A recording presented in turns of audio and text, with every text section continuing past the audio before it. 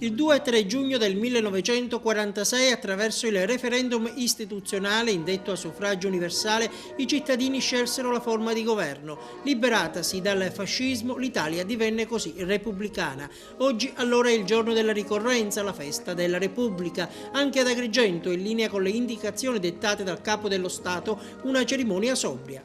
Mai come in questo momento le parole che ha espresso ci devono davvero stimolare a fare qualcosa di più per il nostro Paese. La manifestazione è andata in scena all'interno della Villa Bonfiglio, affollata più dalle istituzioni che dalla gente comune. Ma questo per il prefetto di Agrigento non è preoccupante. Sentite perché. Ma io non lo so se la gente non la sente sua, forse è un modo diverso di esprimere la festa della Repubblica. Secondo me dovremmo farlo 365 giorni all'anno. Il fatto stesso che le persone compiano il proprio dovere per me è già una festa della Repubblica. Il primo pensiero è andato alle vittime del terremoto in Emilia-Romagna. Osservato un minuto di raccoglimento.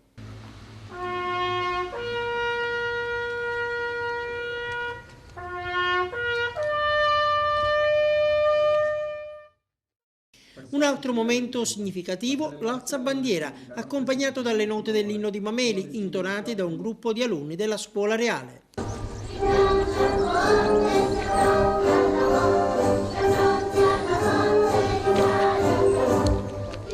Poi spazio alla consegna di una serie di riconoscimenti. All'ex presidente del Tribunale di Agrigento, Aldo Presti Seminerio, è stata conferita la più alta onorificenza al merito della Repubblica di Cavaliere di Gran Croce.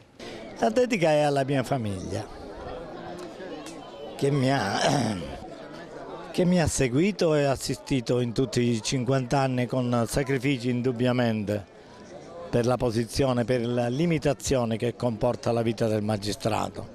Un momento di coesione nazionale, un ricordo appunto della unità di tutti gli italiani. Coesione è stata la parola d'ordine in un momento particolare in cui il Paese è alle prese con 1000 emergenze, crisi economica, crisi politica, calamità naturali, stragi, calcio scommesse, un vortice che non sta risparmiando neanche la Chiesa. Ma i momenti difficili ci sono sempre stati. Nel Vangelo c'è scritto che la barca rischia di andare a fondo, però il Signore dice non abbiate paura, e questo serve per chi è credente e per chi non lo è. La festa della Repubblica che sia allora un momento di riflessione partendo dalle certezze, certo, poche, ma ci sono. La gente apprezzerà sicuramente, anche se non è presente, tutto quello che è stato conclamato oggi con il riconoscimento da parte della Repubblica dei meriti degli uomini che hanno operato per arginare il fenomeno dell'immigrazione a Lampedusa lo scorso anno. Coesione anche fra le istituzioni locali, sarà possibile?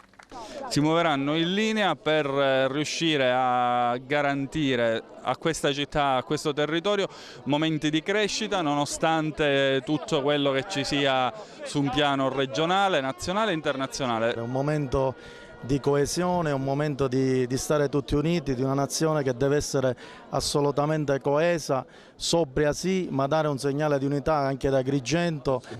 Donaci, o Signore, la forza di custodire e difendere il bene prezioso della pace. Amen.